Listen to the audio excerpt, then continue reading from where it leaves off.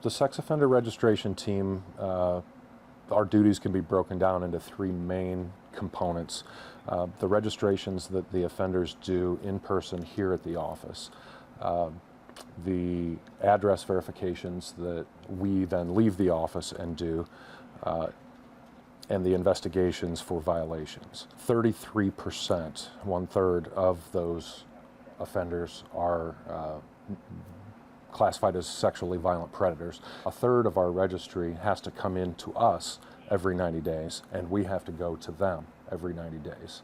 The address verifications is a county-wide effort. All the major police or the largest police agencies in the county all help with address verifications. There's no way that our team could do all that. Without the help of the Fort Wayne Police Department, New Haven Police Department, and our own patrol division, as well as the ones that we do, it would just be impossible without their help. There are several ways that an offender can fail to register.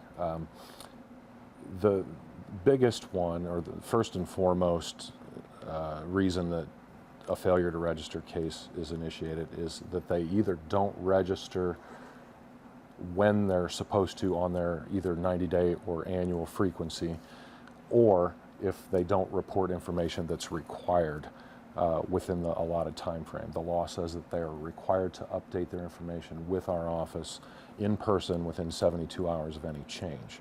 So that includes jobs, vehicles. It's not just their home address, although the home address is the biggest issue. They'll move and not report the move to us, and then we find out about it through tips from the public, or when we go out and do address verifications, we find out that they're not really living at their registered address, and that's a crime. The nature of the beast is that offenders move a lot. I think there are some things that can, some causes of that, possibly wearing out a welcome, staying with family or friends, and then no longer being welcome after a month or 2 or 3, and then having to move, or the 1,000-foot rule comes into play. There are a lot of reasons that offenders move. A typical day, we're a 3-man team. We come into the office, and one of the first things that gets done is we reconcile the jail list, if you will, and find out which of our specific offenders, any sex offenders that are registered in Allen County, who are incarcerated. And we make sure that the website reflects and is up to date, on who's incarcerated, who isn't. And then there are people in and out all day long doing registrations, making changes if they buy or sell a car, start or stop a job, move, come in for whether it is an annual or 90-day registration. Those registrations, we photograph, verify information. There is paperwork signed, and the website is updated. And the offenders are required to pay a fee for their annual registrations and address changes.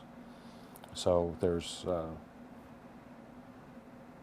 there's receipts being issued, and office type work, and then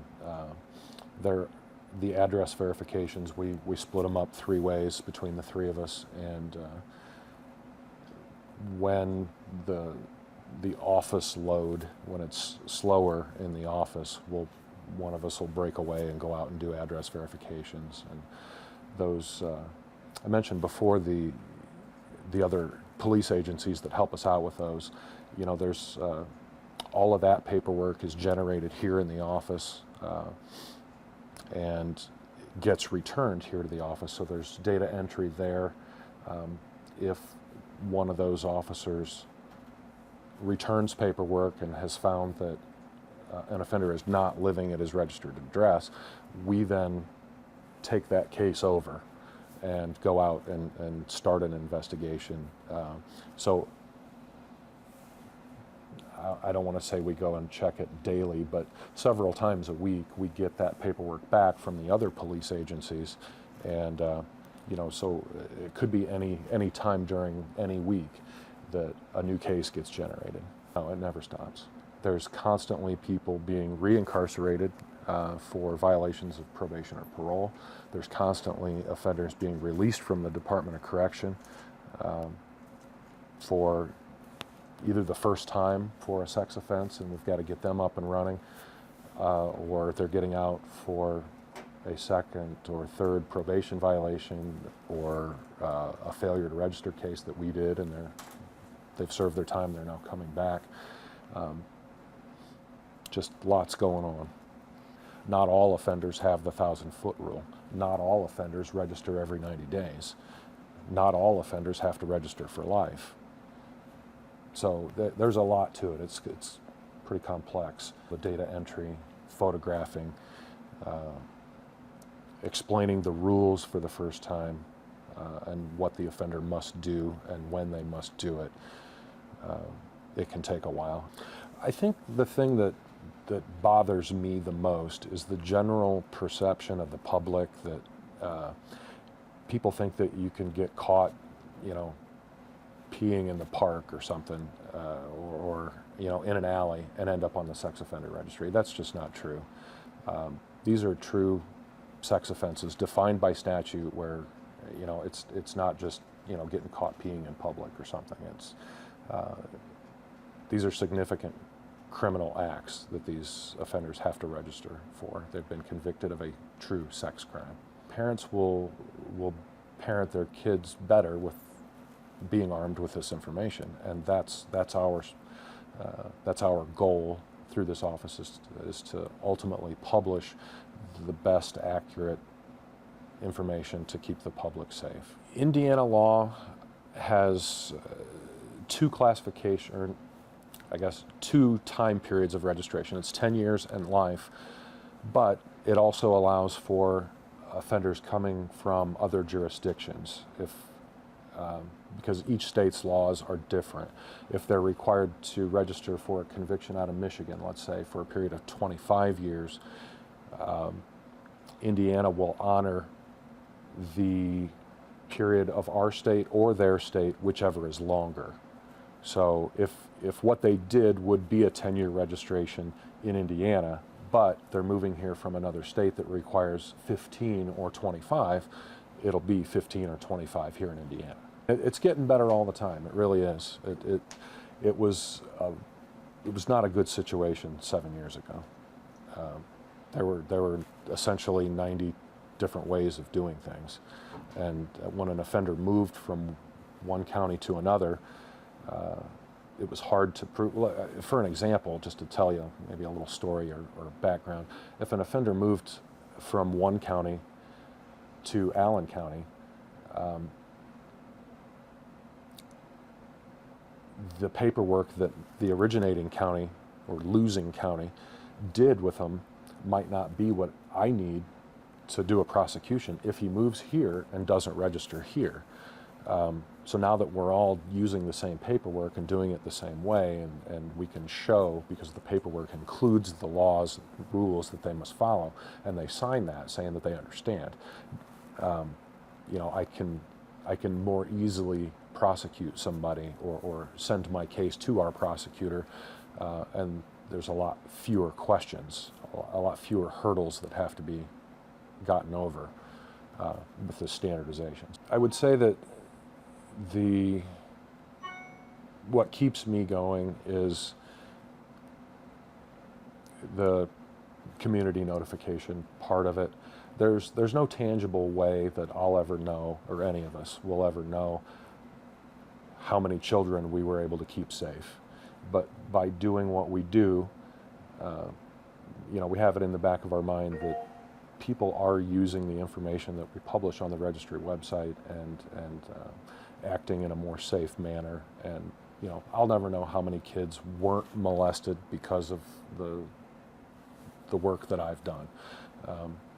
Hopefully that's a great number, and over the years, the number climbs. I hope that doing what I do is positively impacting the community in the information that we're able to provide. We are firm, fair, and consistent.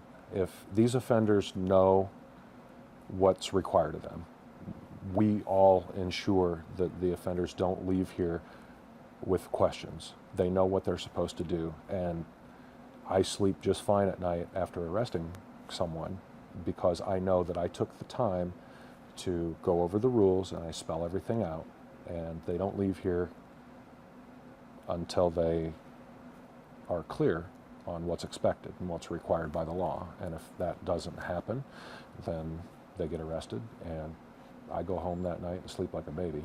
They understand that we're not here to judge them. We're here to collect information and explain what their role is, their duties and obligations as far as registering, how long they have to do it, and what's expected. And they get to know us, we get to know them, and it's just a very professional relationship. It's not a judgmental deal. But sign up for the email alerts.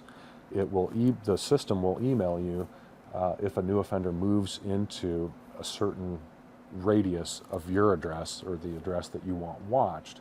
That way, because I know people aren't going to go on the registry website and check it weekly or bi-weekly or even monthly.